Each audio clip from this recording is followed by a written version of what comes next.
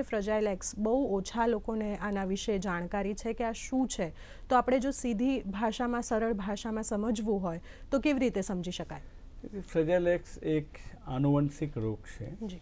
અને જ્યારે એવું લાગે માતા પિતા કે મારા બાળક બીજા બાળકો કરતાં એનો વિકાસ સરખો નથી થતો, એની બિહેવિયર સરખી નથી, એનું આઈ ટુ આઈ કંઈ કોન્ટેક્ટ નથી થતો, એવું લાગે ત્યારે એમ સમજવું કે આ બાળકમાં કંઈક તકલીફ છે અને એનું ફ્રજાઇલ એક્સ એટલે કે આપણો જે એક્સ ક્રોમોઝોમ હોય એના 2 આર્મ હોય, એક પી અને ક્યુ આર્મ.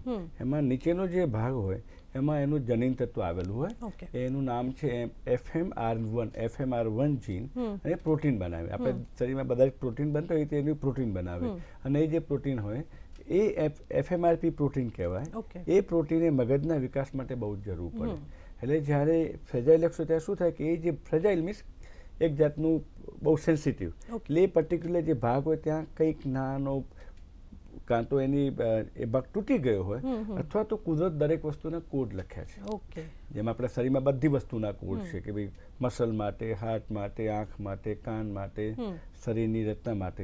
તો એવા 3 અબજ અક્ષરોમાં જે કોડ લખ્યા છે, તો એ રીતે આનો જે માનસિક જે બુદ્ધિના વિકાસ માટેનો જે કોડ લખ્યો છે એ જનીનમાં, એ જનીનની અંદર જેમ શરૂઆત થાય તેને શરૂઆતની આગળ જ કોઈ બ્લોક મૂકી દે. જેમ આપણે કોઈ જગ્યાએ રસ્તો જતા હોઈએ અને રસ્તા આગળ ખાડો પડી જાય તો જગ્યાએ જઈ શકે, એ રીતે જ એ જે પ્રોટીન જે બનાવે એ પ્રોટીનની આગળ પ્રમોટર નામનું જે પ્રોટીનને આગળ જવા દે એનું સંપૂર્ણ બને ત્યાં જ એને અટકાવી દે મિથિલેશનથી. એટલે મિથિલેશન પ્રોસેસ કહેવાય.